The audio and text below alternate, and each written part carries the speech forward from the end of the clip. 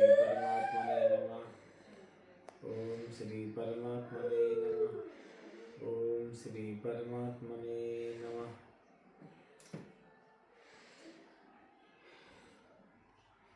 सत्संगति दुर्लभ संसारा, निमिष दंड भरी एकम बारा।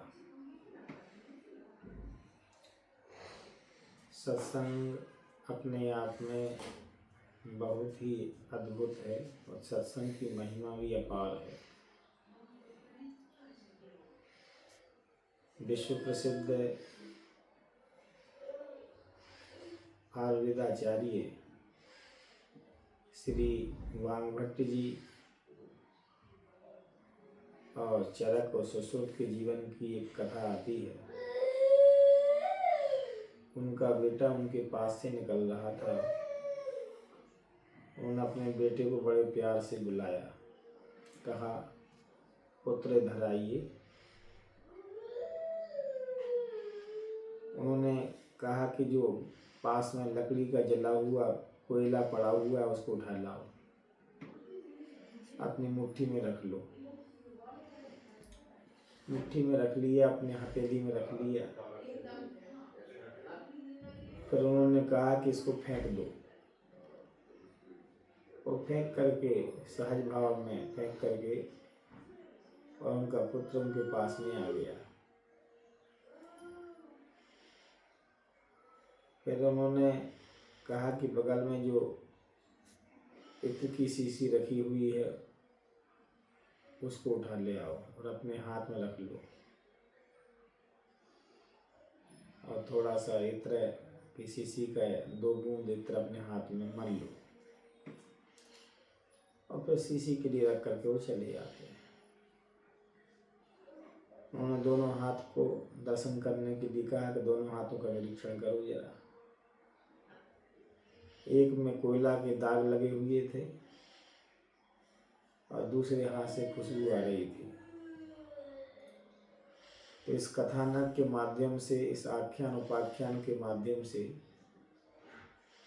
यह शिक्षा दी गई हम सभी के लिए कि यदि कोयला हाथ में लोगे, यदि खराब व्यक्ति के कुसंग में यदि आप आ गए, खराब व्यक्ति के संग में यदि छू गए, यदि छोड़ भी दोगे, मुँह उसके लिए परित्याग भी कर दोगे कोयला की तरह, फिर भी आपके हाथ में दाग लग जाएंगे। और यदि आप महात्मा से बिछुड़ भी जाएंगे, सज्जन व्यक्ति से बिछुड़ भी जाएंगे, छूट भी जाएंगे, लेकिन उसकी खुशबू कभी आपके जीवन से जा नहीं सकती है। जीवन में सदा सदा वो सुवासित सत्संग सुवासित करता रहेगा, ऐसा संदेश महापुरुषों ने दिया। इसलिए कहा गया, प्रथम भगति संतन कर संगा, दूसरी रतिमम कथा प्रसंगा। भगवान की प्रथम भक्ति में, प्रथम आराधना में, प्रथम प्रार्थना में सत्संग की महिमा का गायन किया गया। इसलिए श्री गोस्वामी तुलसीदास जी महाराज जी ने सत्संगति महिमा नहीं हुई, सत्संगति दुर्लभ संसारा, निमिष दंड भरी एकम बारा। निमिष दंड भरी एकम बारा। यदि निमिष मात्र भी सत्संग की प्राप्ति हो जाती है तो मानव जीवन में अभूतपूर्व बदलाव होता है। जो जिसके पास में होता है वही तो प्रदान किया करता है। दुखी व्यक्ति क्या दे सकता है? दुखी दे सकता है।